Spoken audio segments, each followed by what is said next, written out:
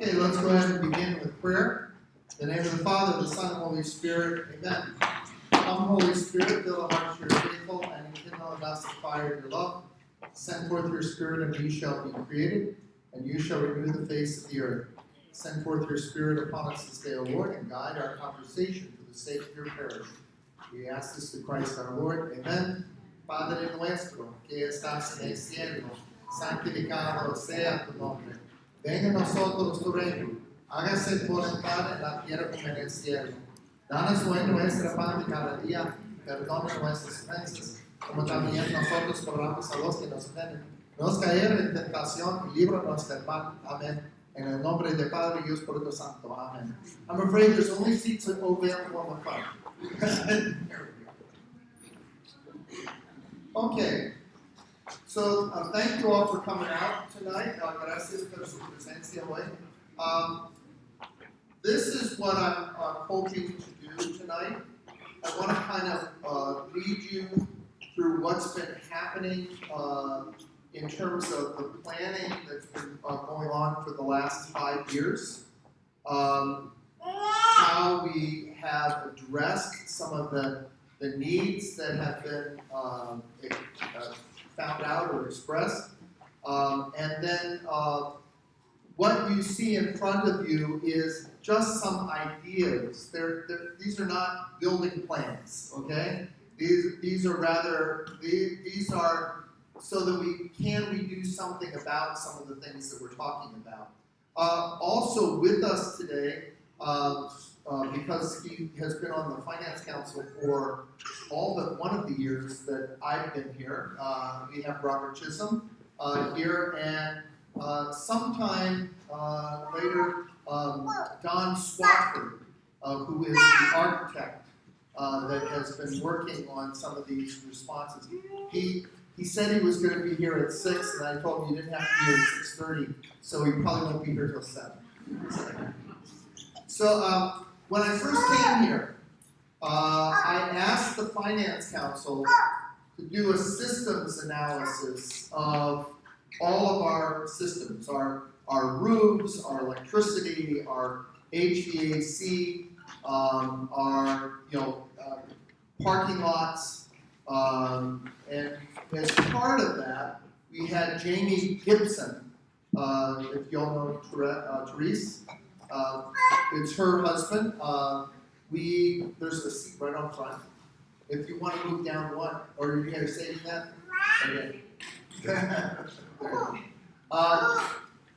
And I apologize. We only had 70 seats in here, so I got all of them out. Okay. There's still a couple of seats around here. Okay. So. But Jamie did a pretty sophisticated study. He's a civil engineer, and put aging into the study on our HVACs and our roofs. The primary thing that we had to address right away was our electrical, and we've been addressing some of these things on this list all along. We've had some roof repairs. We've had some, we have tons of HVAC repairs. But we've been addressing those things. But on the HVAC, we are past what he said was the aging for our HVAC in the parish hall. And that situation is actually more dire than a lot of people know. We have a double system, and right now only one of the systems is functioning because we use parts from one to fix the other. And it can no longer be fixed because air conditioning systems, you can't, it costs more to give it the old refrigerant than it does to replace it with a new one. And so it's no longer fixable. So we're kind of looking at, we are almost at that situation in the church as well. That we're not quite as bad in the church, but that is part of the situation as well. As part of that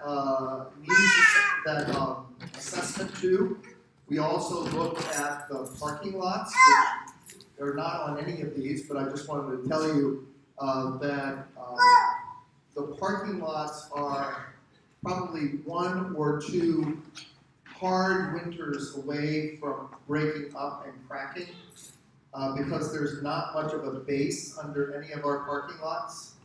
And the cracking that you see, the dangerous part of that is water and then freezing, and then the freezing uplifting parts of the parking lot. So that's a problem for a different day, but I just wanted to lay that out for you. As we were also looking at some of the needs of the parish, one of the things is that we had this whole movement pre-COVID, during COVID, and after COVID, okay? And so pre-COVID, when I came here, we had lo siguiente. Si usted necesita para mí de transducir alguna cosa en español, so por favor, esta parte yo necesito más información en español, okay? Okay. So pre-COVID, when I first came here, we had about 1,200 people attending the 5 masses that we had at that time. Then in the first, until from July until February, we were averaging about 1,600. 1,400. We had grown about 200. That 200 was because we added the Spanish Mass. All the growth was in that additional Spanish Mass at 7 o'clock. Then COVID hit, and we had nobody. Then we had 10 people. Then we had 150 people. Then we grew at all the masses. We had 375, and then it grew to 500, then it grew to 700. These are the plateaus. Then it grew to 800, 900, 1,000, and then it went to 1,200, it went to 1,400, and now we're regularly at 1,600, okay? As part of that regularly at 1,600, one of the masses that, and there are some seats way up here. I'll move the board.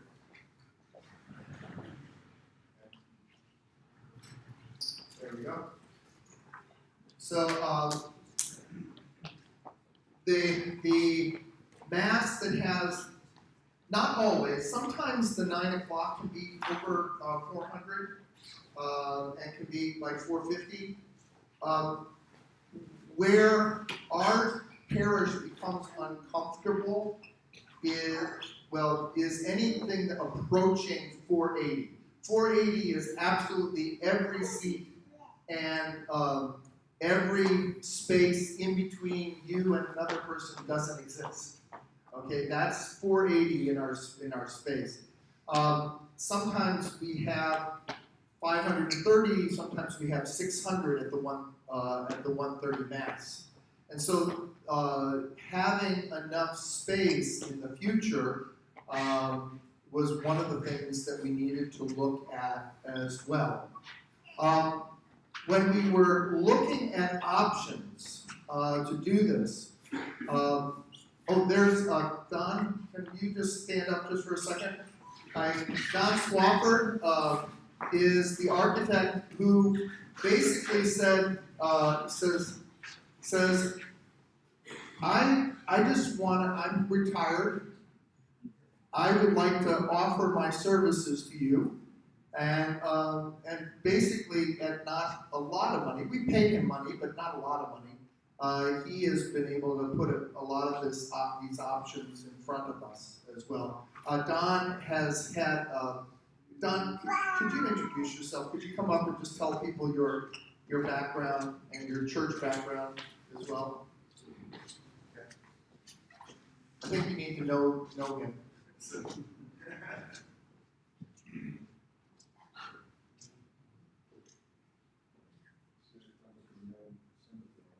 gotta speak loud like that. Okay, like that? Yeah. Everybody here? Okay.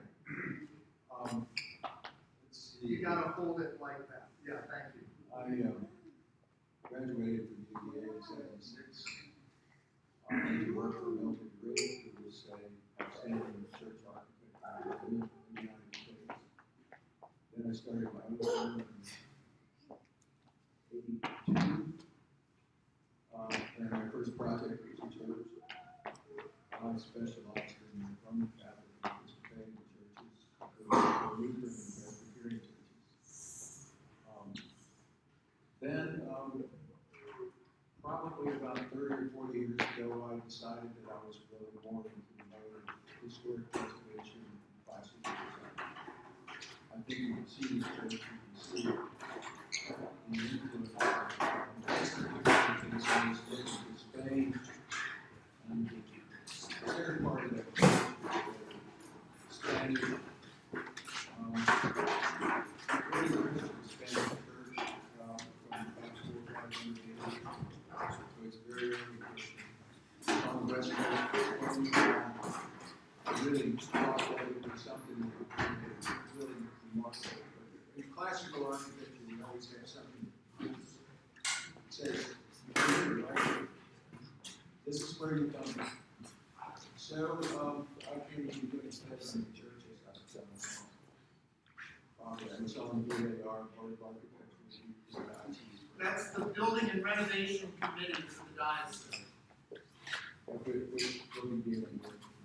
So I'm happy to be here with y'all. I've always thought this was a wonderful congregation. There's a great friends of mine who I went to downtown. It's really an honor to take a look at something like this and figure out how we can reconfigure it to seat 600 people. So, thank you.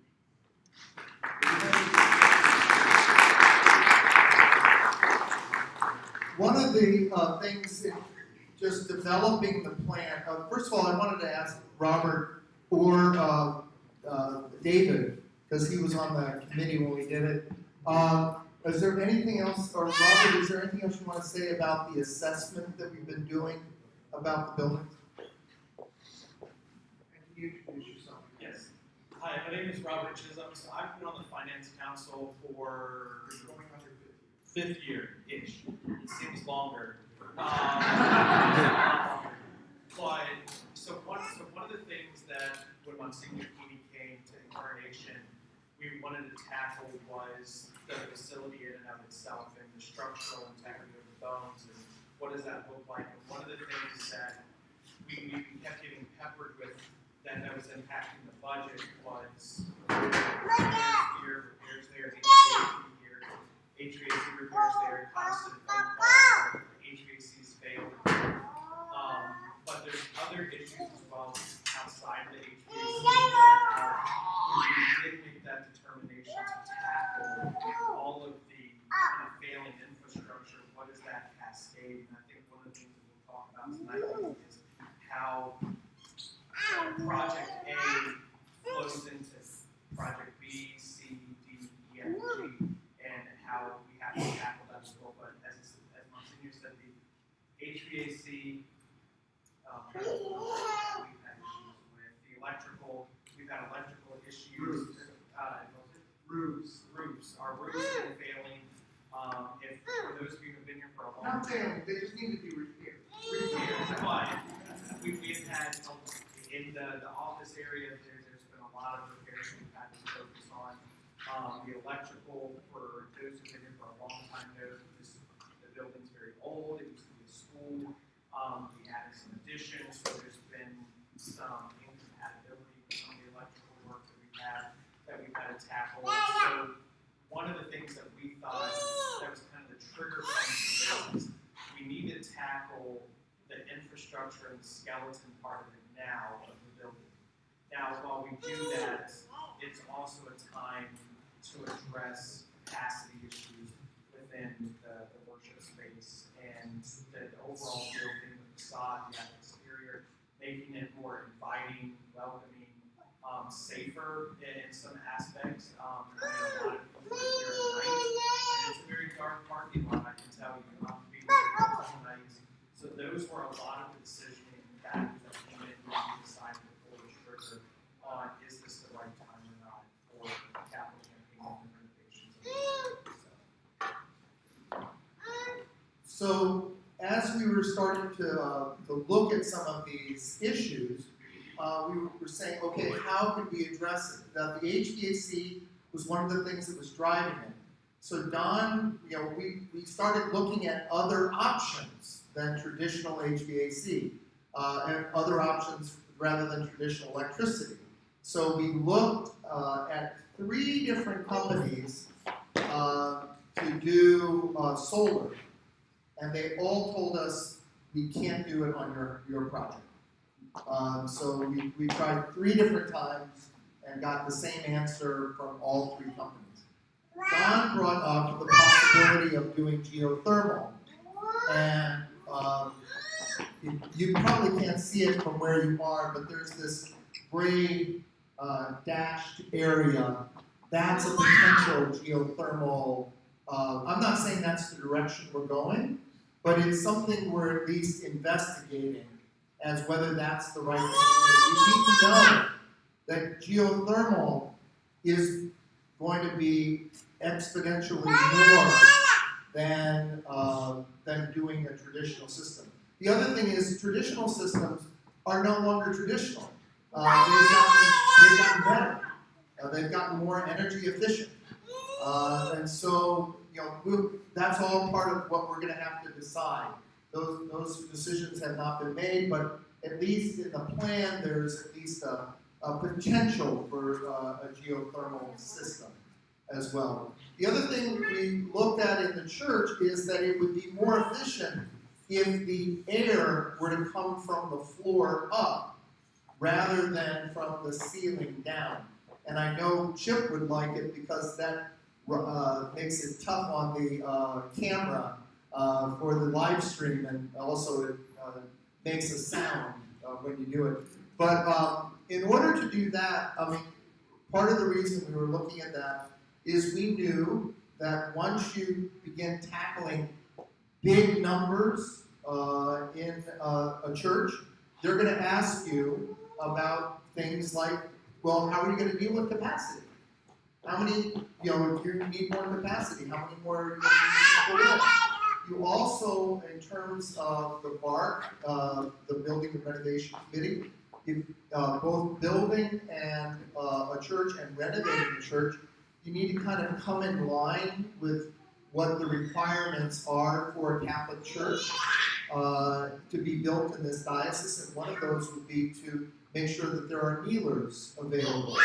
To do that, it was felt that we needed to flatten the floor rather than the pitch, rather than the steps going on.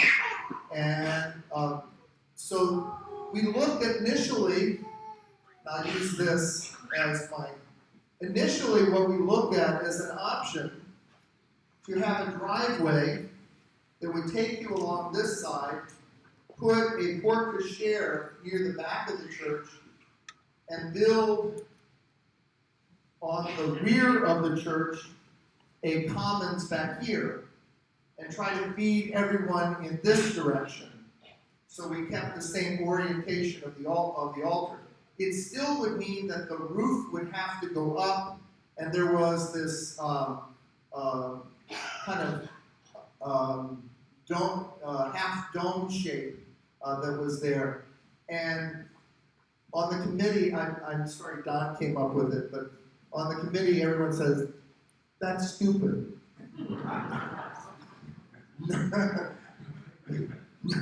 Nobody's going to want to go to the back of the church to come in as the front of the church. And then Dave Keller, he said, I'm going to not blame you, I'm going to say it was a great idea. He says, why don't we switch it? And it was like on the light bulb went on all the finance councils, and they said, hey, no, that's a great idea. And then Don also came up with that idea, which led him to begin to sketch out this kind of traditional form. What you're looking at, though, is the facade of our church, our current church, is right here. And what you're looking here, it's hard for me to draw it right now, but from this point to this point, that's our current roof slope. What we're talking about is continuing that all the way across. Did you understand what I said, or do I need to say it a different way? Okay, so,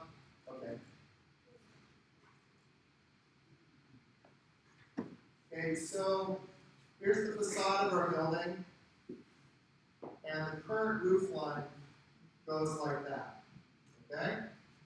With the, okay. So instead of going down like that, this would come all the way over, and all of this would have the same slope on this side. And then what was added was this, to get more light, to get the clear stories, light here with another pointed roof that again has the same slant as the current roof. That is now not to be confused with the Basilica of the Immaculate Conception in Washington, but this is a basilica shape. Okay, so it's a very ancient Christian shape. And the other thing, one of the reasons it was chosen is, let me see. So the nave of the church, is here, and nave comes from the Latin ship, and churches were supposed to look like ships. And the altar was supposed to look like the prow of the ship. So that's where some of these forms are coming from. Okay?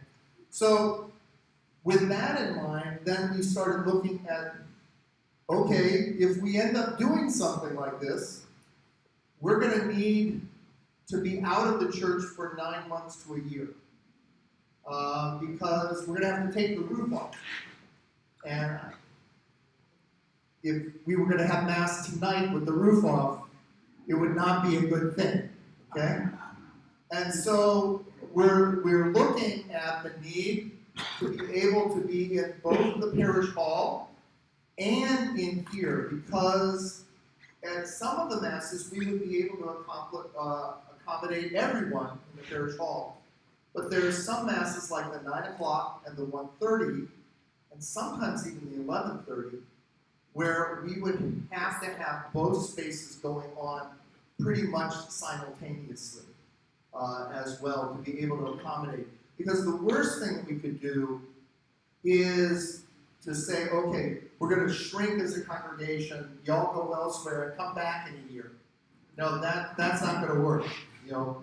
And so in terms of doing that, yes. It may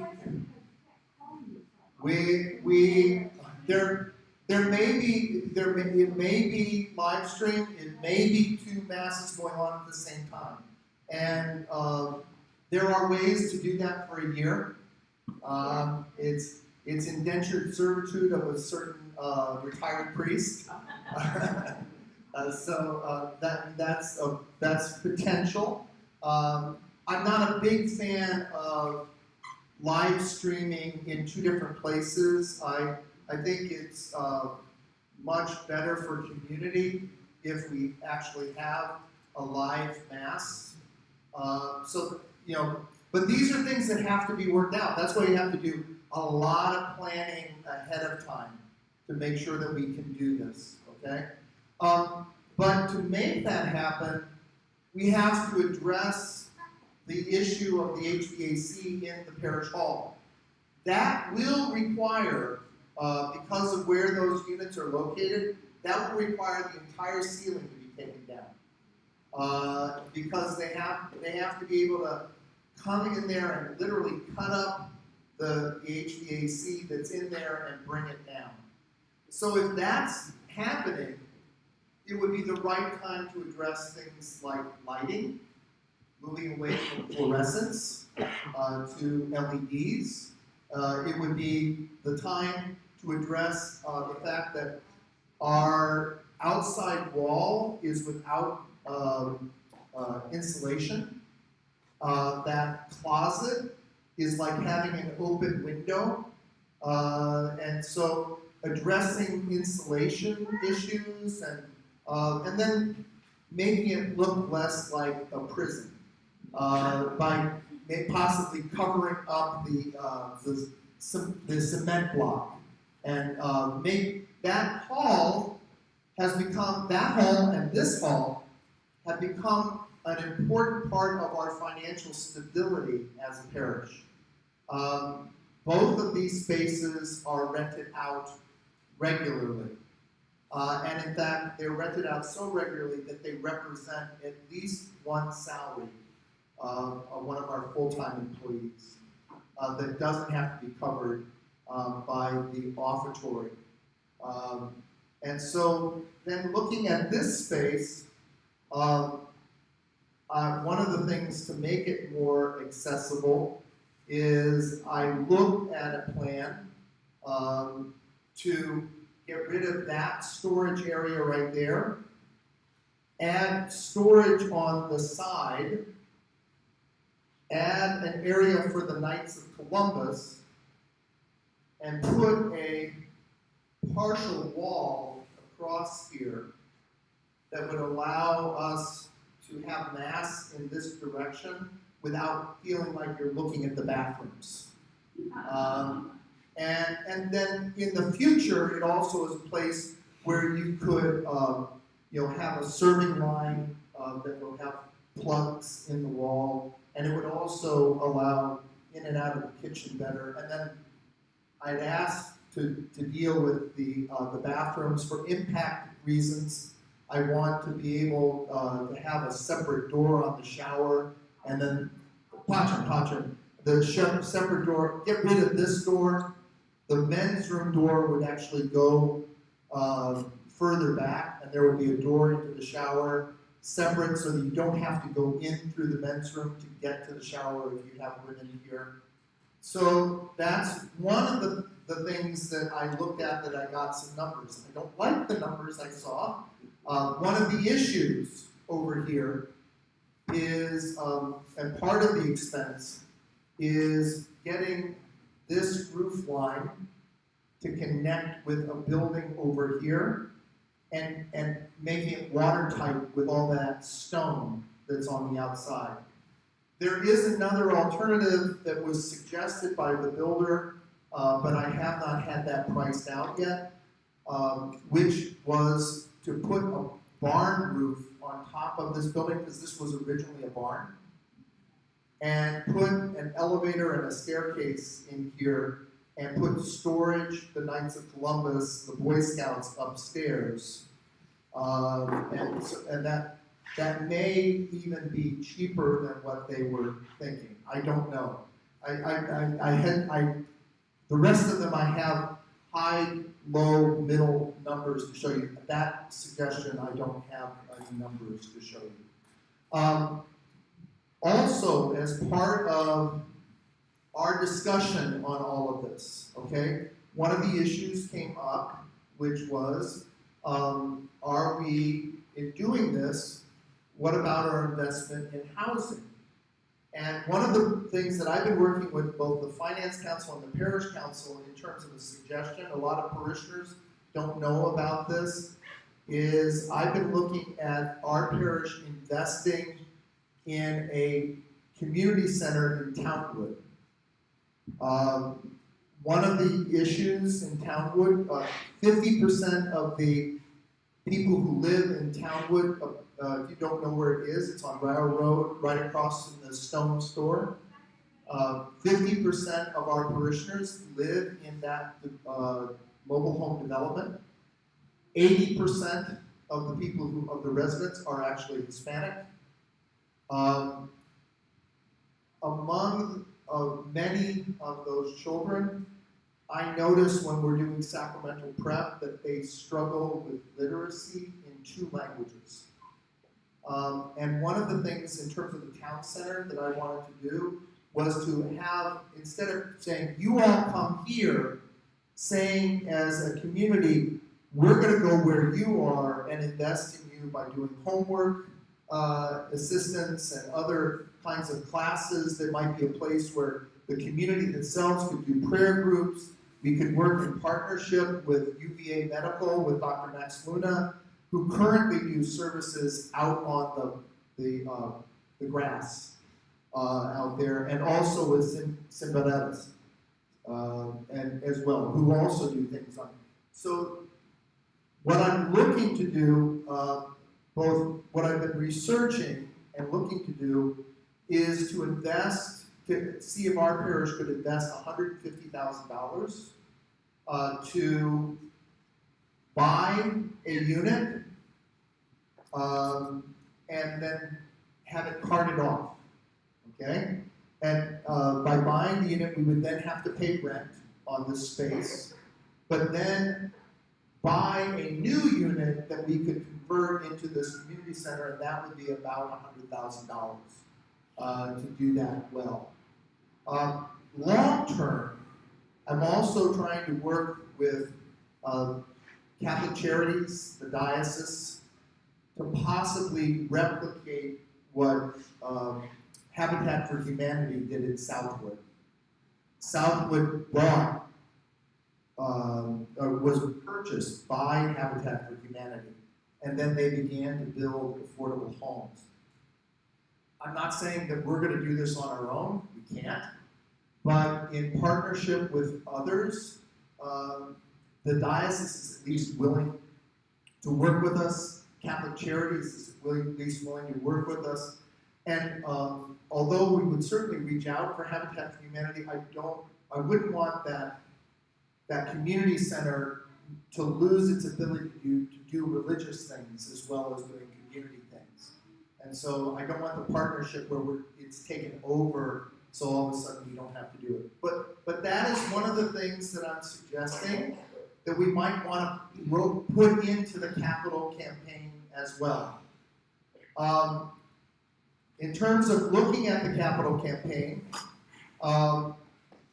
we're going to, as I said in my announcements, I'm currently doing a course on liturgical theology, and one of the things I'm doing is, liturgical art and architecture, the purpose of the liturgy.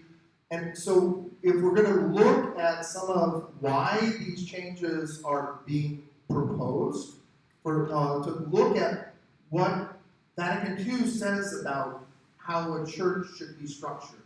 What does the Living Stones, which is the U.S. document on church building, what does that tell us as well?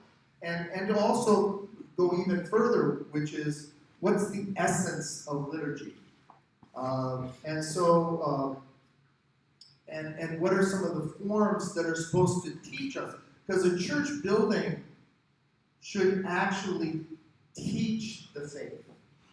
It shouldn't just be, and unfortunately this was a kind of during a brief period from the 70s, you said 70s to the early 90s? You were the one that gave me the years.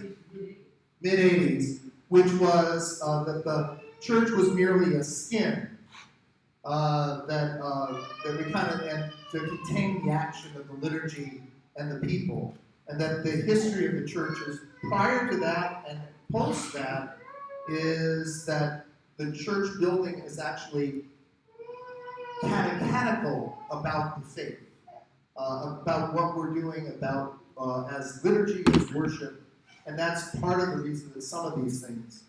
I want to just talk quickly about some of the decisions in the church as we, to kind of point out, now this is really hard because you can't see this, but I'm inviting you either to look on the board or there or to come up afterwards, and we're going to have time for questions, just to kind of talk through what we're talking here. So, A lot of church architecture is based on the temple. Okay, and then on synagogue and temple. Synagogue would be the gathering place, temple would be the place of sacrifice. And so, in many churches, there is always a narthex. In some places, that narthex is very small. In some churches that you've been into have been very, very small. One of the outgrowths in Vatican II was the narthex has grown as a place of gathering. It was meant to be a reflection of the court of the Gentiles, of the temple. And then the place for the nave was the place of gathering, the place that would be the place where you would hear the word, but it was also the place that in hearing the word, it would be led to the altar, the Holy of Holies, in the church. In this, one of the ways we are able to accommodate more people is, although the altar is still inside the four walls of the church, we, by adding this apse, gives room for the Blessed Sacrament, for the presider, for the credence table, and the apse is meant to be a place that specifically calls to mind that vertical connection to God, to heaven. That what is happening in the liturgy is connecting us with that spiritual marriage with God. Oh, and it's over there there as well. Still hard to see. So what you'll notice also is practical. We added 2 bathrooms directly in the narthex to help people, because I'm very concerned about safety, about children going all the way down there, especially young boys when they're having turned the corner and all of a sudden no one's seeing them. So having those 2 family restrooms in the narthex, I think, is very important to be able to do. The vesting room would be moved over here so that the priests and the deacons could vest and go right into the procession. Okay, all the other sacristy stuff would stay where it is. Okay, the current vesting room could become a place where the servers could vest. It could become a place where brides. We don't have a bride's room because it has a bathroom. It could become a place where brides like bathrooms. As I did not want to touch the current font, and so although we may get some pushback from Mark, because normally they like the baptismal font to be at the door of the church, I think we can make an argument both on the history of the parish, the font is substantial, and that we can still do the rites at the door for baptisms and funerals in that place without moving the font. And so, to balance the font, the music, the choir would go on the other side, and then would be in a position to both lead, but they would not be, like center stage. Also here, you'll see confessionals here and here.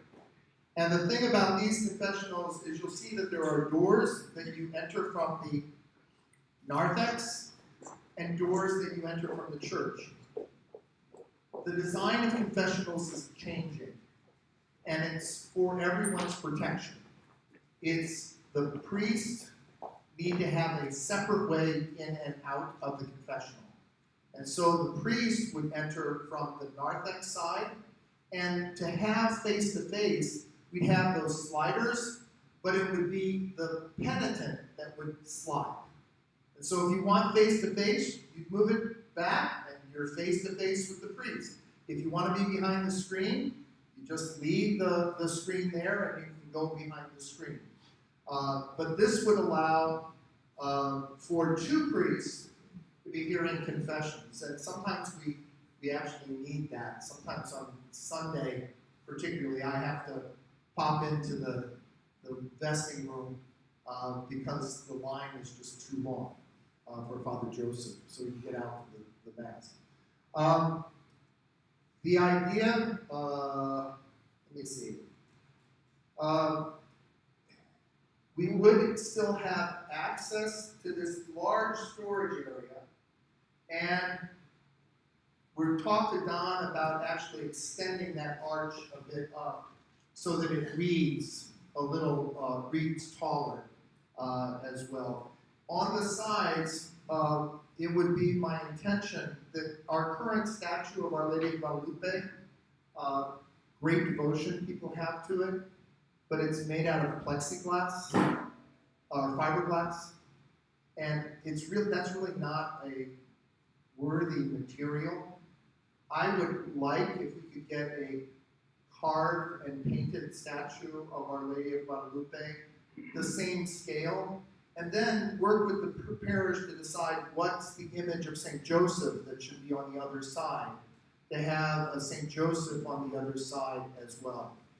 I would anticipate, and this is a discussion for a later time, I would anticipate some sort of church art in the narthex, in the apse that would speak of the Incarnation. Off the top of my head, but again, this is something we can talk about, and I love the phrase for the Incarnation of St. Irenaeus: God became man so that man might become God. And so the images that come to mind for me for that would be the Annunciation and the Nativity, and then relating to above the mystical marriage of God and the church, of Jesus and the church, so that God became man, so that man might become God. So that's an idea, okay? And then probably putting the cross suspended somewhere above the altar. And part of the reason for that is churches are supposed to be facing east, because east is the direction of Christ. West was the direction of the gates of hell. So you're supposed to be moving away from hell and into the east. This is both in the New Testament and in the Old Testament, talks about that. Our church, unfortunately, is currently faced north by northeast and south by southwest. But in church art and church architecture, the cross, if you can't situate a church facing east, the cross becomes east. And so it would be best if the cross were to be able to be faced by the priest and the people, so that we're both facing east together, even though the priest is towards the people. But we're all facing east. We're all facing towards Christ. So these are some of the options. Come on over here. Okay. So this is the parish hall, and this is those spaces that we were talking about here. One of the other issues is the parish office does not currently, our parish was not built when security was a big issue. And what I suggested and what's been designed here is a way to screen people as they come into the building. And so, any of you all know where Sarah sits at the, okay? That's here, okay? Jean's office is here, and there's a corridor here. They would switch. And that window that's here would become something you could communicate through. And there would be a lock-off here. So you come in here, you'd be screened here, and then allowed to enter into the building. So we know who's in the building. The idea, too, is that this would be manned at night. And so that this could become a secure entrance at night as well, as during other times. During Sundays, both doors would be open, so you could come on through. Then we would just move a couple of things around in the office to get another office here and the workroom and another small tiny office over here. So that's one thing. Then over here is the bathrooms. Currently, the women's room, you're entering from the corridor in this direction. And this would allow both,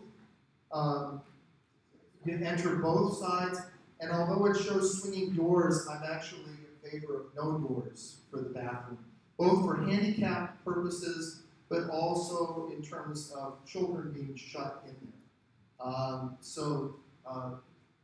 And then this would be a reworking. You would be able to get a second handicap space in the women's room. We don't have enough space for another stall, but we have enough space that one of the spaces could become an extra handicap space as well, plus new sinks as well. Okay. That was a lot. I know that was a fire hose.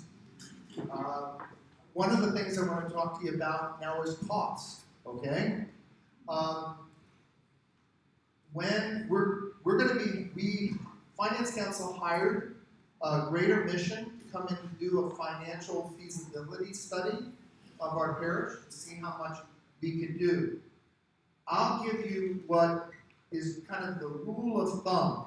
They're going to do something that's much more based in fact, based on what our public information on people's giving capacity is. They're going to be looking at that. They're going to be doing interviews with parishioners. And they're going to give us a number that they think is feasible for us to do as a capital campaign. But the rule of thumb in the church world is that you can do 3 times, a capital campaign can do 3 times your annual giving. Currently, our annual giving,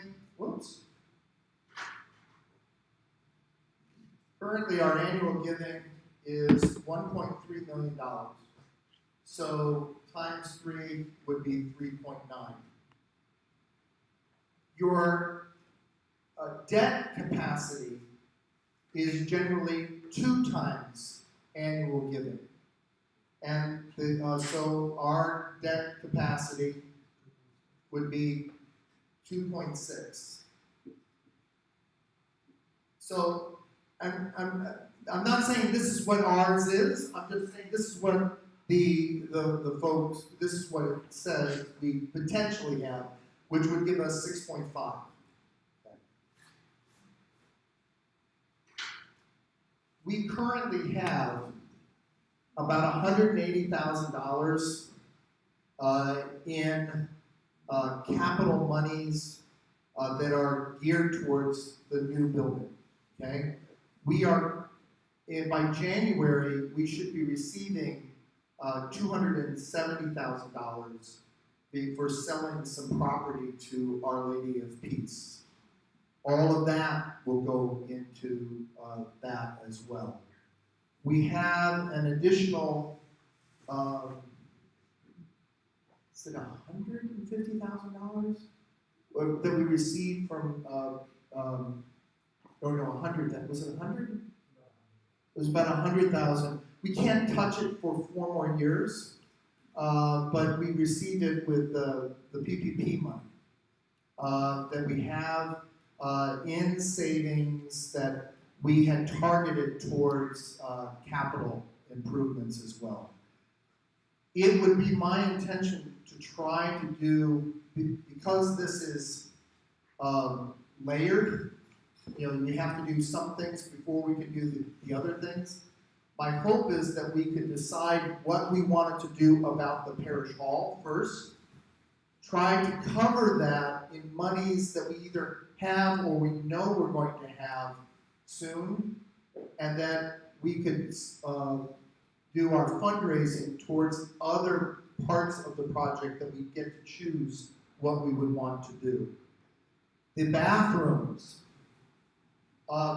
These, I hired an estimator, okay, to get numbers. He gave me, okay, this is your square footage, this is at $250 a square foot, this is at $300 a square foot, this is at $350 a square foot.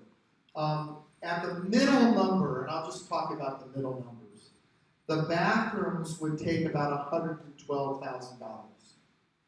The office renovation would take about $200,000. The parish hall is $600,000. This building right here. And I don't know why, but this is more expensive, even though we're not replacing the HVAC, and we're replacing the HVAC here. So I don't know. These numbers, I would like. Okay, and the parish hall, which the HVAC was 390, and then another 100,000. So basically $500,000 for the parish hall, and then the parish, and then the church, 5.1. As you can see, we can't do all of it. Okay, and then 150 for the Townwood project. So part of this is, one, are these the real numbers? Because what I would like to try to do is I would like to try to interview 3 companies to do a design build. And then the design build, although we would have Don as a consulting architect, the actual architects that would do the work would be a sub of that contractor. And the advantage of doing a design build rather than a traditional build, which is you submit the plan to 3 architects. They now do have AIA contracts, and now you go take it out to a builder, is my experience is no offense, but the architects always underestimate how much it's going to cost, and then you have to pay them to redesign the building to get, because you want now to bring it down. Whereas with the design build, they have a contractual relationship with the architect, and they are contractually obligated to design the building to the budget.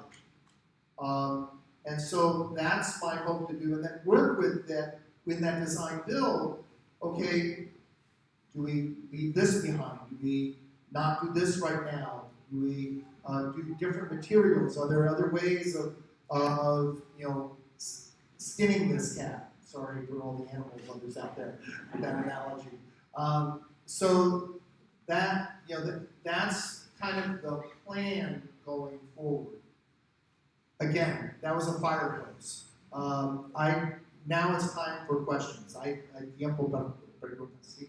So, what would the timeline be? Like, would you be doing the capital campaign for 3 years and over the course of 2 years? What I would hope we would be able to do is that we would be able, over the next 6 months, to be able to get a good handle on what our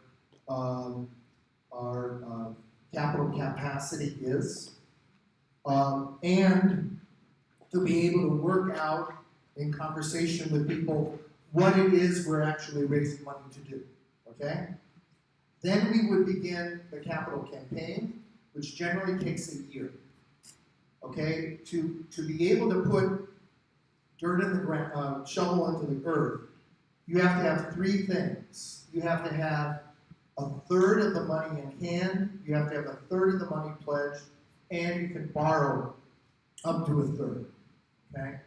And so when we would reach, I would think that would take, my hope is that we would, after that year, we would possibly be able to look at it. So now we're 1.5 to 2 years out. That's when I anticipate we could possibly begin construction. Realistically, on just the church, 9 months to a year. Year is probably pretty good, but probably with the scope of this, if we did other things, some of those things would start earlier. We have to do something about the parish hall within the next year. In fact, I'm hoping we can do something starting in February of this year with the parish hall, and to be able to move to move forward with that. So it's going to be a sliding scale, but I think we're looking at a 3 to 4 year process for this. Yes. Can't be itself to be a year, but how far out do you anticipate taking donations? I mean,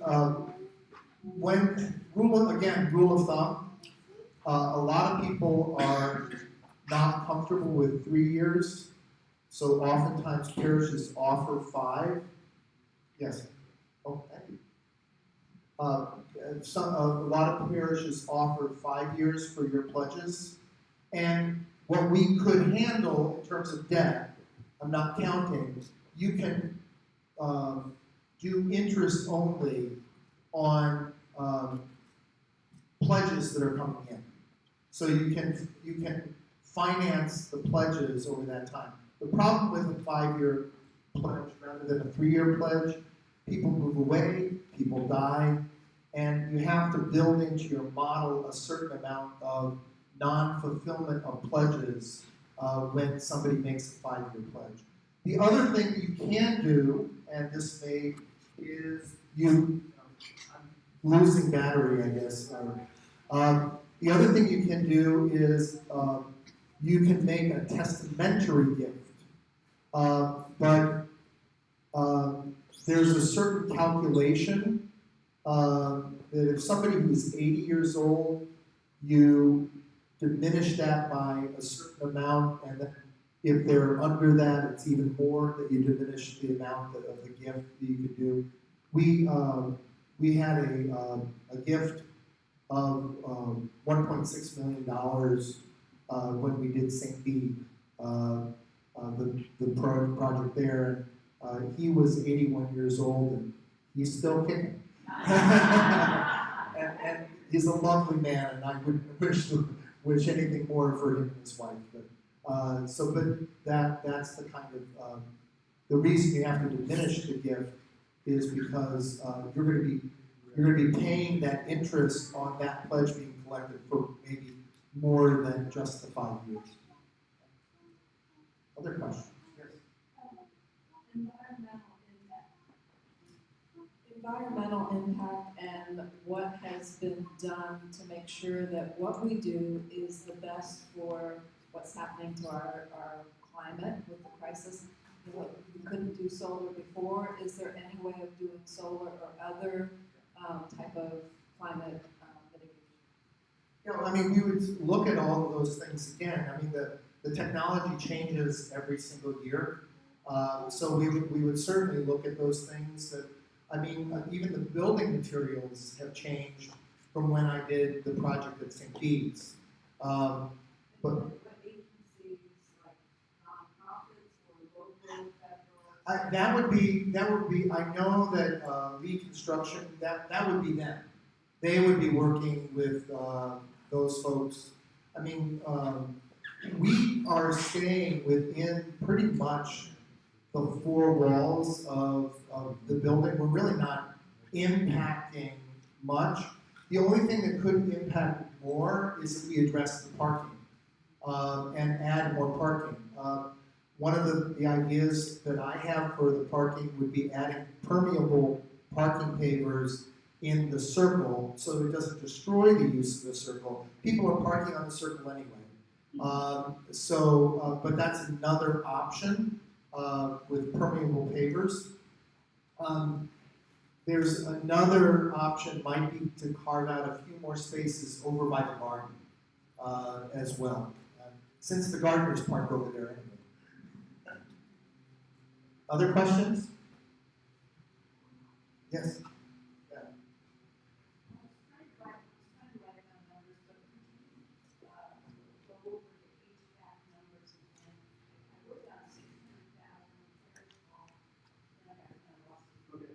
So the HVAC for the parish hall, that number came in at 394,000.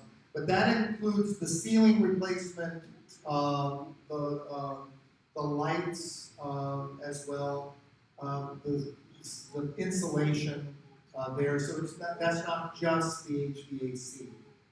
But then other things in the parish hall would trim and paint and contractors' time and making the stage safe, because it's not safe right now.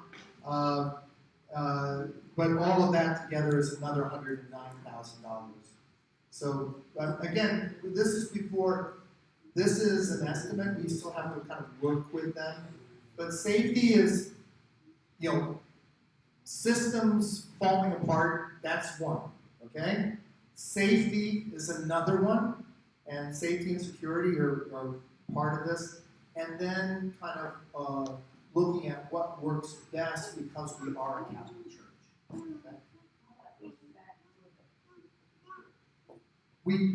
It was built into that $6 million number, but I don't have the number that they were looking at. But what I was quoted 2 years ago was $500,000. So yes.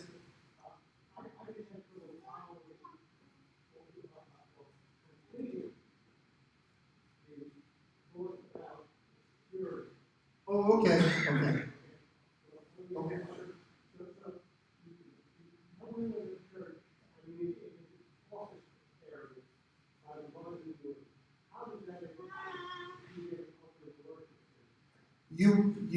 We would have though, except for Mass like we do now, for the 12:15 where we open it up for Mass and then we lock it again. But during the rest of the day, it would be closed. Also at night, those doors would always be closed, and then you would come in only from the office side, and you have to sign in. So we know exactly. Yes, absolutely. Yeah. It's just a matter of knowing who's in the building and having one point of contact. Obviously, when we're having public Mass, that's different. We'll open up both sides.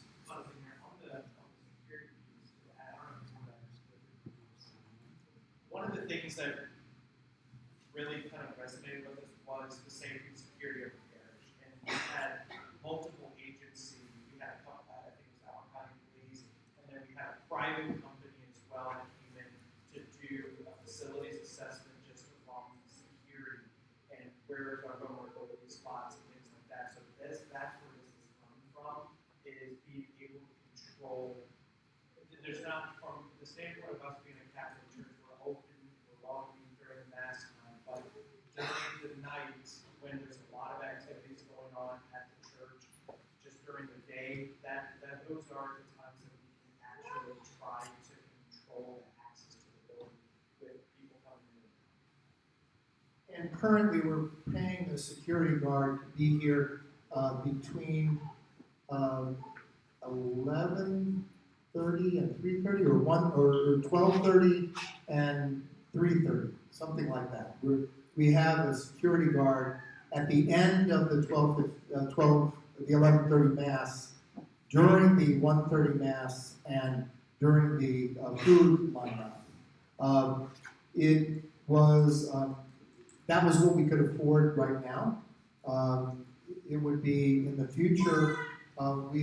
We also know that for Christmas and Easter and for Ash Wednesday, we have to hire security for our parking lots because we've had cars broken into in each of those cases during those days. And so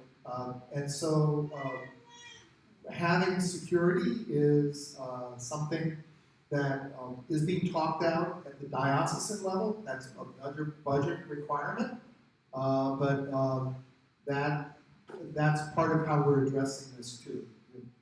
We're trying to do it holistically in terms of security. Yes? So what I heard is that aside from everything getting old, the big driver here is increased capacity. That's one of the, yeah. From 450 to 600. Yes, yes. And to me, these like design ideas are very traditional. One of the non-traditional aspects of our mission space is the signature, Yeah. the orientation. Is there a way to maintain some of that? Not with keeping the four walls. If you wanted to expand, basically we would be in a St. Thomas situation where we would have to expand the church or take out 2 of the 4 walls, and that's basically starting from scratch. It's just that in that kind of configuration, you're never going to get to have an adequate the best you could do here is a fan shape, and that's why there is a slight fan to this, to try to do that as well. But to have a true cruciform church, and that's what you're talking about, is the computational, I mean, that's a traditional form of a cruciform church. But to do that, we would really have to talk about a much bigger square footage increase to the parish. We have the land to do it, but I don't believe that the parish can afford to do it, myself. Okay. Yes? From 480 to 600, is it enough? We think it is for the next 20 years, okay? We think that would give us the breathing room that we would need for the next 20 years, and we're basing on our increases based on what the Census Bureau is telling us that Albemarle County and James City, or not James City. Well, I was in Williamsburg, and Albemarle County and James City County are 2 of the counties in the Commonwealth, in the Diocese of Richmond, that are looking for similar patterns of growth over the next 20 years. So the numbers, as I looked at those numbers are about 5 years old, they seem to be tracking according to what those Census Bureaus said, 5 years ago. Yeah. Have you thought about a crying room or a sound room? I would like to try to make the commons or the narthex more where you could actually see more of what's going on, and to have it so that there's no longer a delay. And if somebody needs a private space, they could go into the confessional as well during that time.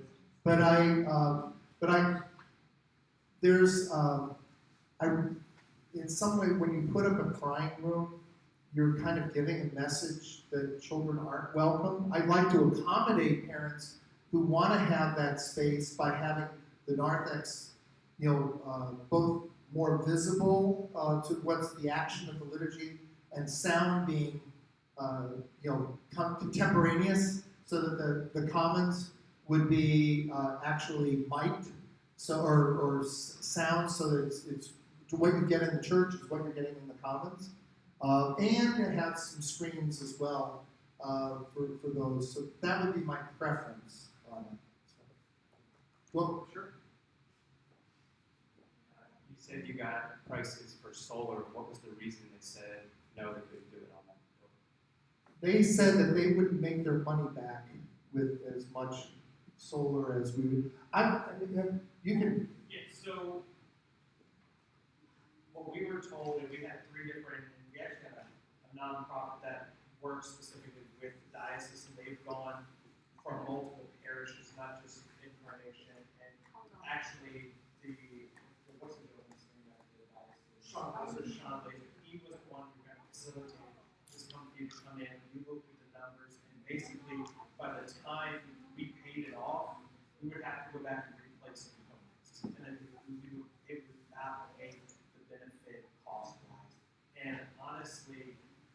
right now, the way that our building just leaks energy, it's a sieve.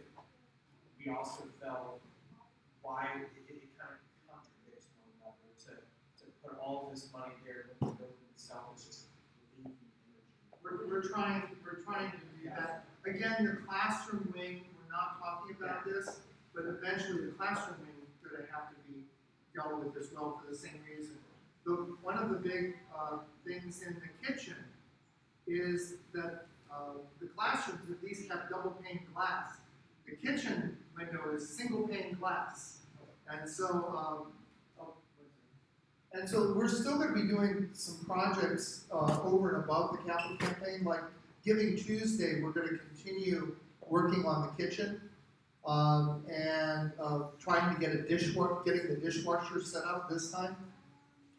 That's a big deal. But eventually, we hope that with these, doing every year, doing a little bit more, we can address some things even in the kitchen about those single, replacing all of those windows and putting some insulation in the wall because that's the same issue. The building was built without any insulation, and so when it gets below 30 degrees, it becomes very, very difficult to heat that space. Or when it gets to be 80 degrees, it gets very difficult to cool it. Others? Questions? Yes. Mike. How long do you think the parish hall would be out of commission? Oh, I think we can do the parish hall in about 3 months. So we'd have to something like that. We would shift over to here being the primary parish hall for 3 months, but I think we would be able to do that. That's why we layer these things. Hopefully there'll be less, and we don't have to do this space. I mean, we could just do Mass ugly for a year. But but this space again and the parish hall are money makers for our parish, and so there's a reason to address them, to get rid of fluorescence, to get, to do something better with the lighting in here. If nothing else, we need to move this mosaic over so it's centered in the door. It drives me crazy. Yes, ma'am. Maybe you can also comment on the windows, how we talked about the heat on the windows, the parish hall. In the parish hall, yeah. I mean, as part of what we were talking about, we would both tint those windows, and also put in shades that would allow us, powered shades that would allow us to do that. We also have another option in there, and it's only for $20,000, but we wanted to talk about it. Yeah, I don't know if any of you remember, there used to be 5 windows on the other side of the parish hall. The side with all the windows? The other side had 5 windows up there. You now, if you look at it, you can't unsee them where they are. But because I'm almost positive they filled them in because glass could not be protected for light. And with tinting and with blackout shades, you could deal with that, but then you could get so much more light into that room, which could actually help on cold days with heating. So, passive solar.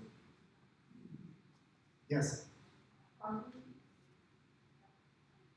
parish, are we still trying to help the organization and the church? Financially, not. We're not doing anything for Crozet. Crozet is handling all of their own bills. What we're doing with it is we're giving part of my time. So basically between Father Joseph and myself, we have a full day of priest time over there. And so Crozet actually pays a 25% of one priest's salary to us. They cover, so actually they're subsidizing us, the clergy here. And so otherwise, all of that would fall on Incarnation. Yeah, One other question. sure. Okay, sure. There's no bad questions. Oh, yes. I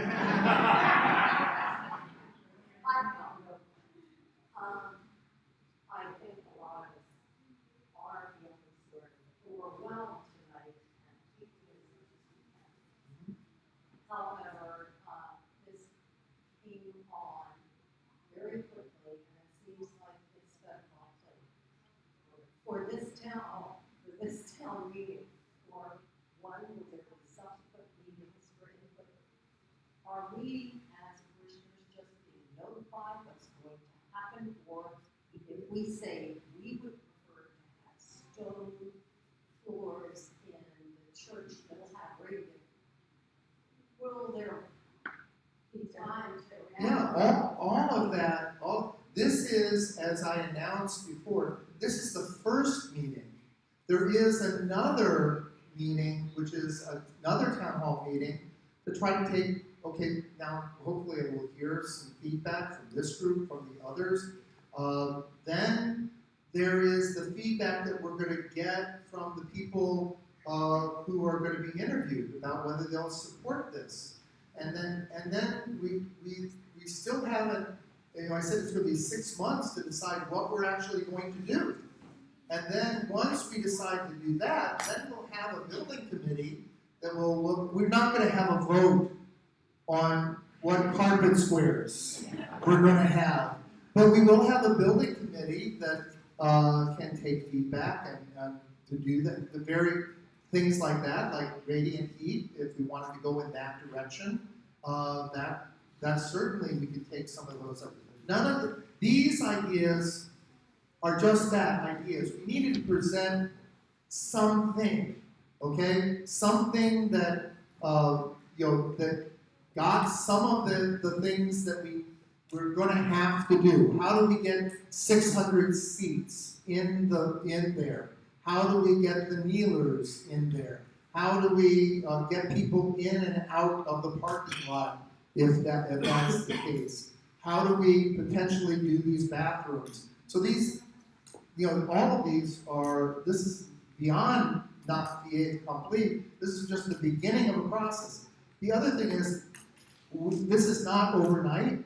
We've been working on this for 6 years, just to get it to the point where I've been working with parish leadership over time to get input from them and other parishioners as well. But now's the time to go out to the parish. So, unless we, because you can't simply go out to everybody and say, okay, we're thinking about this, then all of a sudden people panic. What does that mean?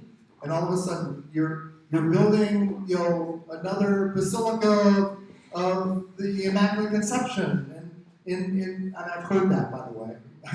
And so that's why we have to come out here and we had to have something concrete and some concrete numbers that we can work with and react to, and then we decide where we need to go. Okay? Does that help? Yes. Okay. Yes. Gains and losses. What I love about what we have now is no matter where you sit, you can see the altar. It's raised. If I had little kids, I wouldn't want to sit far back at all because they wouldn't be able to see. And when you're sitting that way, it's just like when I grew up. And what I love now is the elevation, which we're going to get rid of. Well, no, there'll still be elevation with the predella. So this area would have the elevation of the predella would be up here, and so you would be able, with both the ambo and the altar, you would still be able to see. Okay, so it's not getting rid of all of the elevation. It's just it would be reducing it. You're correct about that. Yes.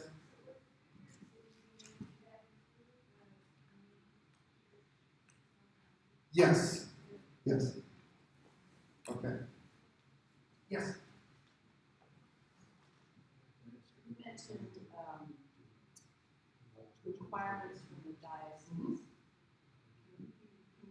are. They're available on the extranet of the diocese, so they're available to everybody. But we can, to make it easier for you, we can probably put them for at least a period of time on our internet. There is a document that building and renovation policies, and I gave that out to the parish council for them to look at. It was a page turner, wasn't it? And Fran wasn't, but it has those, and the section that we would particularly look at it, because there are regulations for a new church, and then there's regulations for a renovated church. And so you can read all of it, but because one of the things that they talk about is like a needs assessment, but the needs assessment is like when you're starting from scratch. How many classrooms are you going to need? How many are you going to need a nursery? Are you going to need, how many closets are you going to need? We're not there. That's not what we need to do. We're looking at the renovation. Now, in that, we can do a much smaller needs assessment. One of the things that I made sure, this storage closet started off very small. And every time I go into our storage closet, I say, it needs to be bigger. And that's why it is as big as it is. So, but anything else?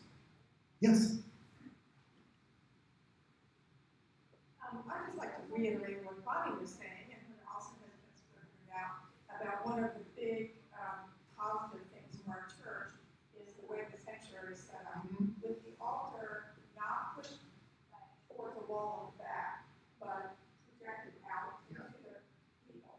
And I sing in the choir, and I can see everybody in church, maybe the sides of people sitting on the side.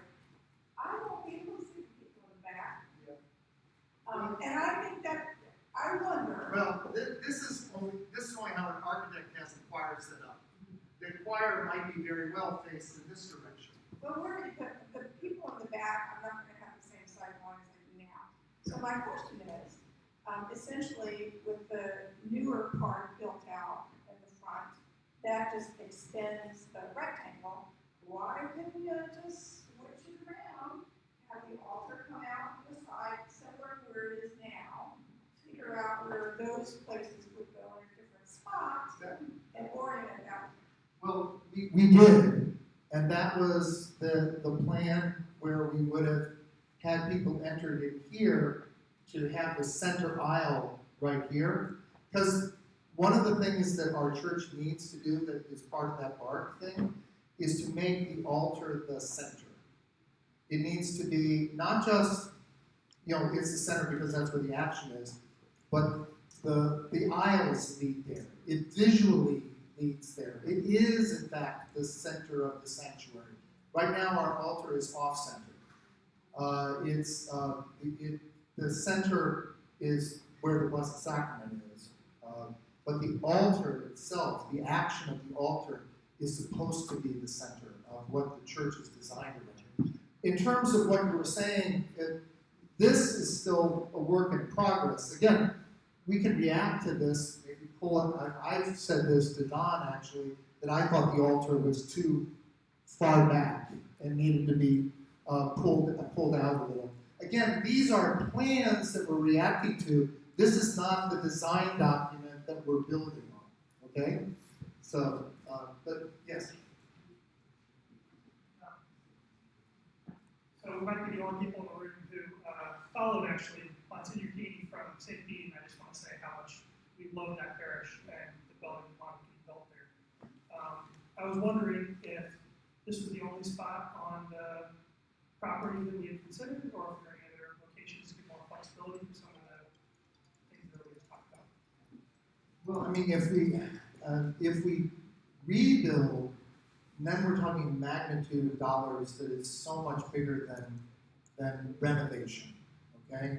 And so that part of what I was, as I was trying to come up with ideas one of the things I passed on with is, says we need to do this in a cost-affordable way. And that was part of the reasoning behind this. Again, one of the things here is this wall right here has all sorts of support structures in it. And so, that's why we're not, somebody asked me about, moving that back. But that's what supports the bell tower. And so without taking out that whole wall to do something, that would not really be possible. So we're trying to do that. Again, there may be able to put a tiny slope in the floor that would still accommodate kneelers, but just not the slope that we have now. So that may be a way of addressing that, of putting a slope that still would accommodate the kneelers, but we would not have stair, like on the two sides where you would have stair. That won't work. And besides, those are not really handicap accessible anyway. But we may be able to accommodate. I've seen churches with kneelers that have a slight slope in them, so that probably could be happening. Yeah, Tom. I'll probably be struck by lightning for this. No.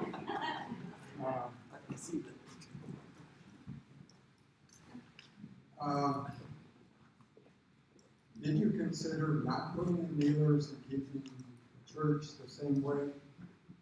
And it seems like the kneelers take extra room. Is there a way of expanding the church without kneelers to accommodate more people? No, they're required by the U.S. Catholic bishops. They're required by the diocese. There was a decision made when this church was being built. They thought the church was going in a different direction. And now what the diocese has said, anytime you do a renovation of a church, they should accommodate what is the position of during the Eucharistic prayer, which is kneeling. And I can mandate kneeling on the floor, but I don't think that that's a good idea. Well, we've done it for how long have we done?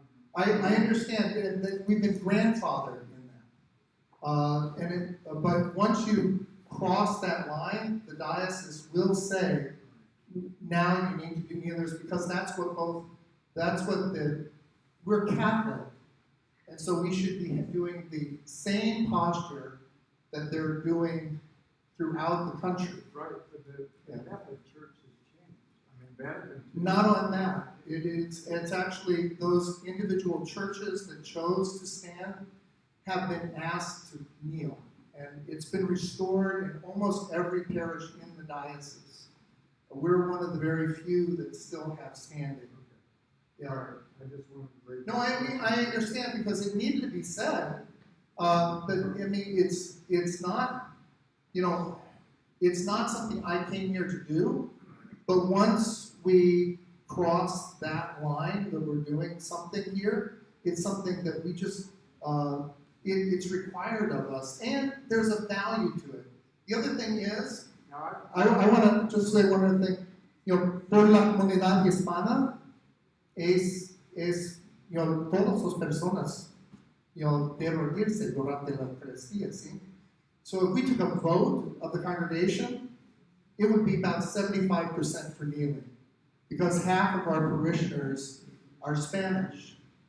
And I would say it would be almost unanimous with the Spanish wanting kneelers, and about half of our Anglos, because I get that all the time. So it's not a majority position, even of our parishioners. Okay? Here, my last parish, we had, that was a huge topic of discussion, where we had some people that were kneeling, and some people that were standing, and it was like a mishmash. Yeah. And the church does allow an exception. It says if age or physical condition does not permit you to kneel, you may stand.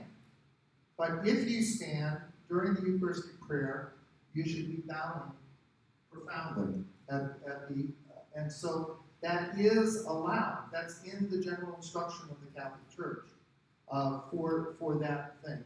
What's not permitted is sitting.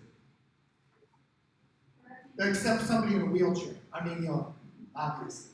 I mean, if it's a, yeah, because you have those that are kneeling, you have someone in front of you that's standing. Yeah. And it was, Yeah. No, I mean, it was a hot topic. yeah, but I'm saying I don't want to be more Catholic than the Church. And so the Church says that kneeling is the posture in the general instruction on the Roman Missal. And the American bishops extended, the general instruction says, from the epiclesis to the mystery of faith.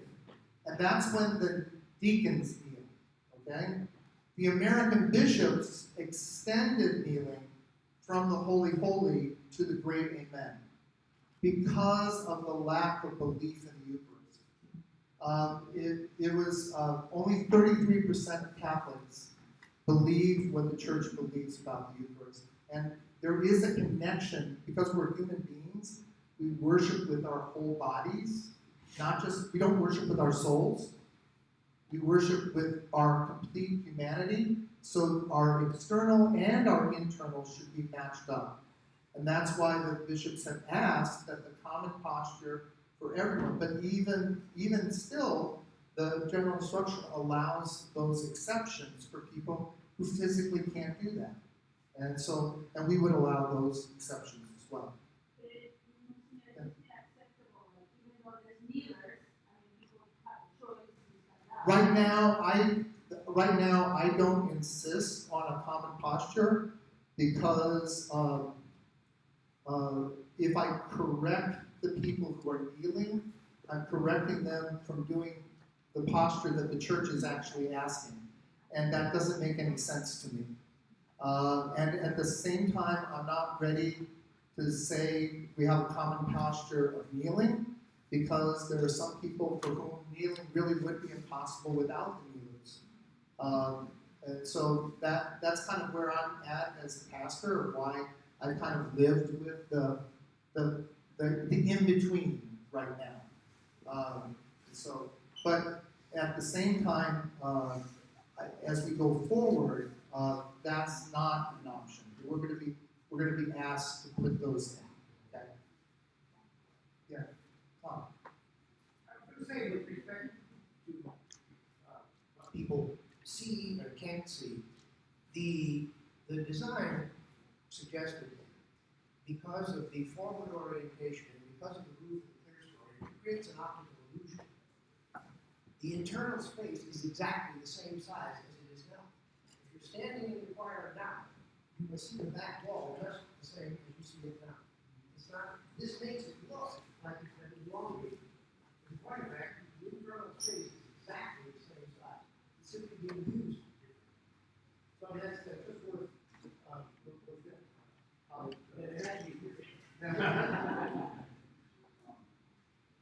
In churches, 600 people is about when you start losing contact. In other words, the presider or whoever's presiding, at about 600 people, you start to get about 80 to 100 people away from the presider, and you lose contact. In other words, there's people in the So back. 600 is where you don't want to go beyond 600. If you've got a dynamic speaker with a dynamic program like you see on TV, faith dealer, for instance, or that would be not great. But yes, so 600 is pretty much the communication line. I wanted to address one other question about sustainability, if it's okay.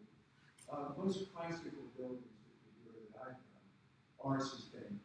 I don't use modern materials that off-gas. We're very conscious of using products that do things like that. And somebody mentioned radiant flooring. The problem with radiant flooring in the water, it's not like it's nothing like this up in the morning when you put on one floor, walking into a building, it's cold outside. The problem with radiant heating is the way it's produced is by water going through the floor.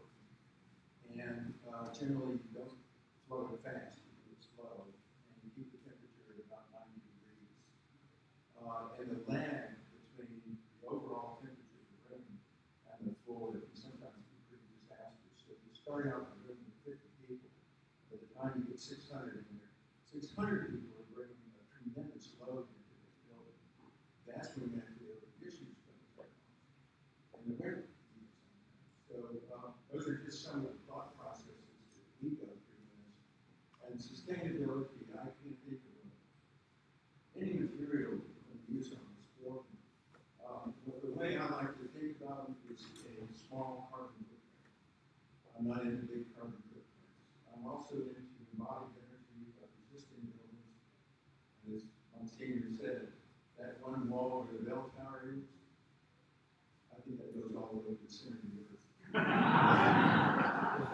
not for any religious purposes, because that's what it's taken to carry on the faith and vibration. So there's sustainability and embodied energy in the existing buildings that we try to save as much as we can.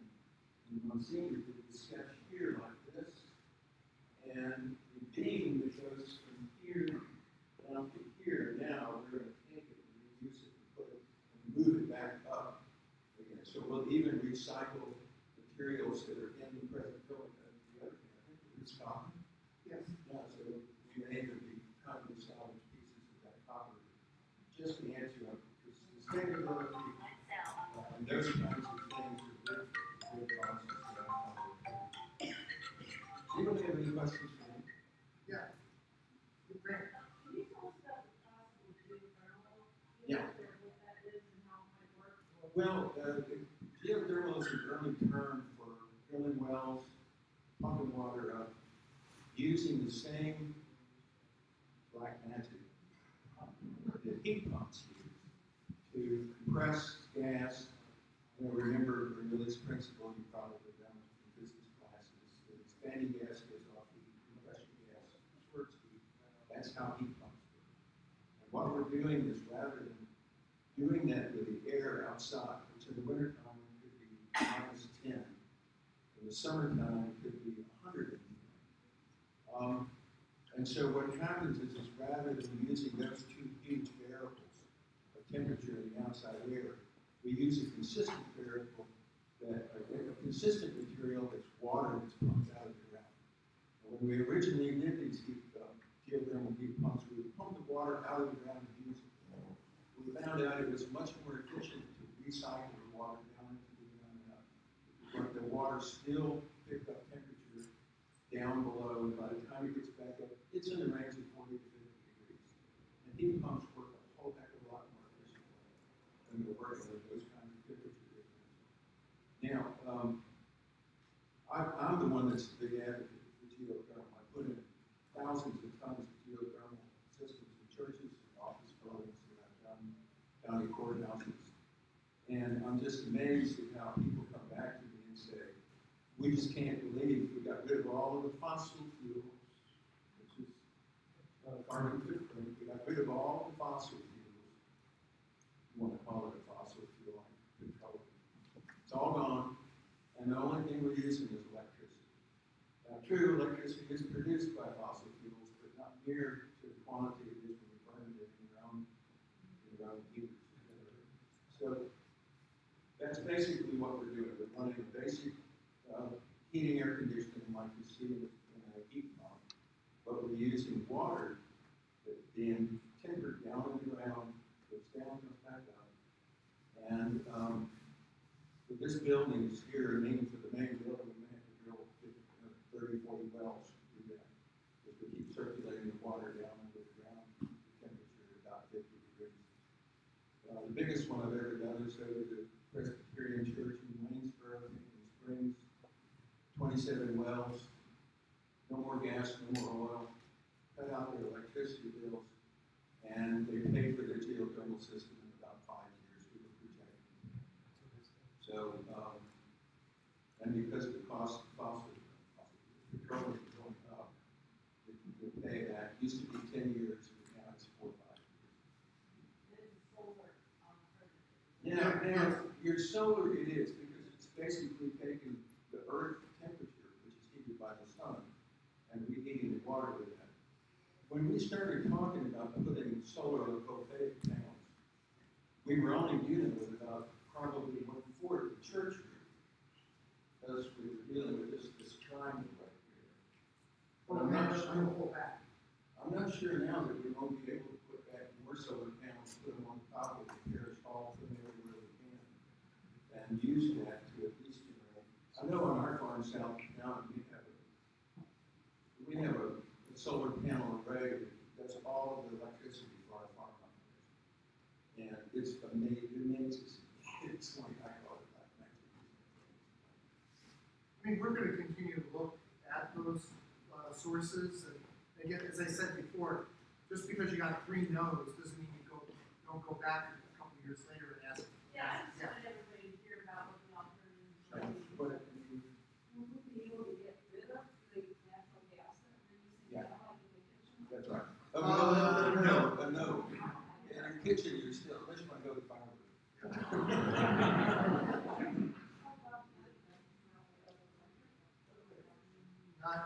Not for a commercial stove. No, you gotta use gas. Solar, not on the building, but put it in. Yeah, all over the ground, everywhere in the room. Over the market.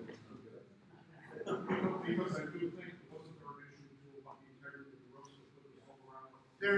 That was part of the issue, was the integrity of the roof. Doesn't mean that we can't continue to look at it. I just don't wanna make any promises, because we've had 3 no's, but it doesn't mean that we're not gonna continue to look at it as we go forward. And we're also looking at the different kinds of people there. Remember, when we first, Monsignor first brought me in here, we were trying to really turn the church back around and have people coming from the other side. It was painful. Somebody on parish council or finance council said, shucks, why don't we just go out into the parking lot, makes it make sense. I said, that's what I've been thinking all along. Thank goodness. This old house, folks. Yeah. That's all it is. This old house is HGTV. We only have so much money, we only have so much time. So which projects do we pick? And I'm a reformed finance council person from the parish here. I've offered a lot, it's the same thing we talked about. My 3 years of parish council, I've been on a couple of years. So. Other questions? Frank Marshall said, sanctuary is already full. 660. Right. That's right.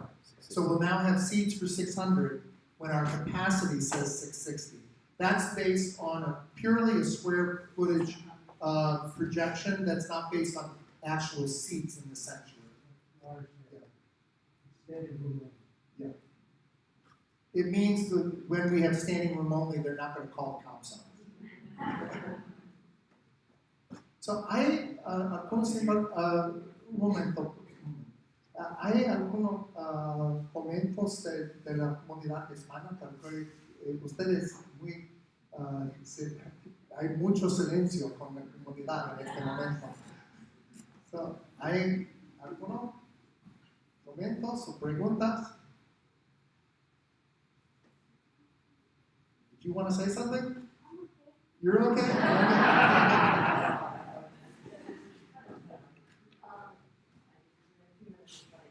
Obviously, transportation it could be brought, and time and energy all at once cost effectively.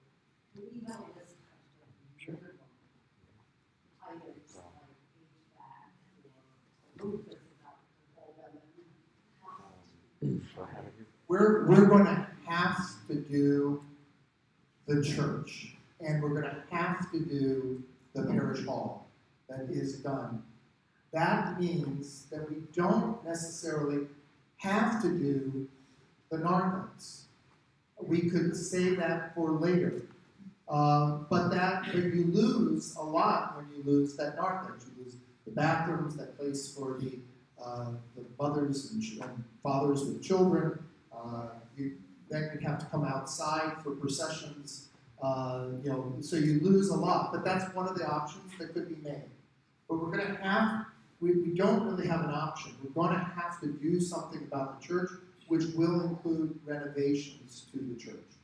What those renovations are, we can still, discuss, go forward, but we don't have to do this hall at all, or we could do some modified version of it to help bring the cost down. We don't have to do the bathrooms, although I want to say a plug for doing the bathrooms, is we have sociological studies that people choose their church based on how good the bathrooms are. It is true. It is true. But that is, we may not like the fact that people do that, but people do it. Okay? And then the safety issue here with the reception, we can limp along, but I don't like that that's going to long. I want to speak one more word. I really would like to be able to do this. This is the proposal for the Townwood project. It's written out. I don't have a nice picture of anything. I just have a very long memo, which you could read. I mean, I really would like to do that, but it's really going to be, we don't have to do that, okay? We could bring it down, but the question is, if you don't do it now, you have to realize that we can't do it for 10 to 15 years, okay? Because we're going to be going into a capital campaign. You cannot run another capital campaign in a parish under 10 to 15 years, okay? So it's a question of what we're going to do now and what we want to get done, what we really want to have done for the next 10 to 15 years. And so that's needs to be part of our discussion too, okay? Yes? Yeah, no, I mean, I don't want to give the grand total because I don't trust all of those numbers. I mean, those are estimate numbers that I got, but I know we can't do all of it. But, if I had to guess, it's probably about 7. So, ballpark. Well, not 8. I think it's more closer to the 7. But I think, that's not outside the realm of possibility, but it's still a number I may not be comfortable with. And we don't know whether we're capable of doing it yet. That's still another piece that has to be put in, is the financial capacity assessment, which is going to be happening. Yes? Yeah, Monsignor, on the chat, Juan Rodriguez has a question. Sure. The question is about the security in the parking lot during the evening weekdays and not just on big masses. Yeah. No, evening weekdays, Juan is one of the ones who's had his car broken into. We have the cameras up right now. I mean, it's cost prohibitive to have police in our parking lot every single night.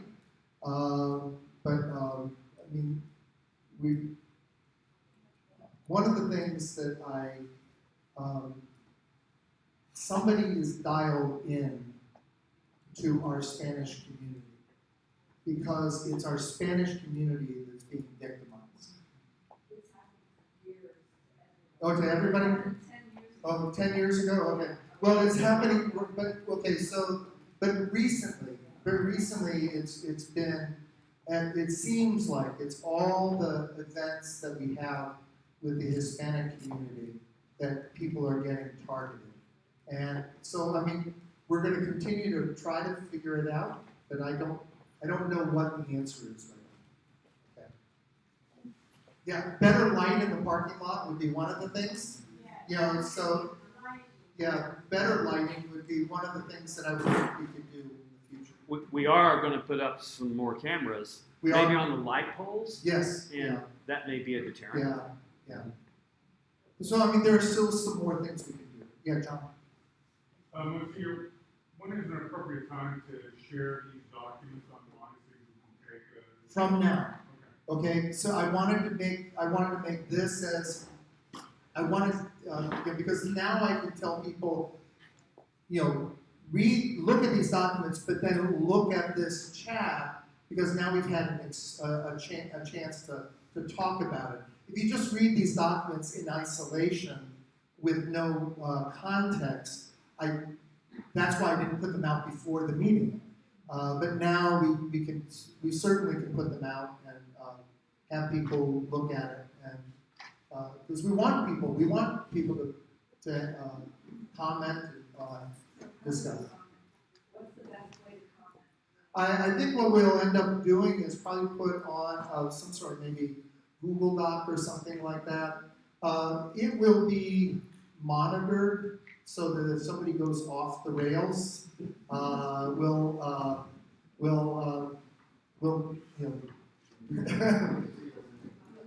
yeah, and so Is there like the financial, is it finance council, who do we give our feedback to? well, no, you give them to me, and I share them with the finance council and the parish council. The parish council, just so you know, is not representative. They're not your council. They're my council. And so, but you give them to me, and then I share the documents with them. Okay? Oh, yes, Yes. yeah. I would prefer it in writing. It's just not that I don't want to talk with you, but it's just, I think it's more, it's easier for me than to share with other people. Yes. We might put it out on Thursday. Yeah, they're, A link to it. well, the next town hall meeting, we'll have, the 18th of November. Tony Wadowski will be here from Greater Mission, and that will be part of what he's going to be talking to us about. Okay? Gracias.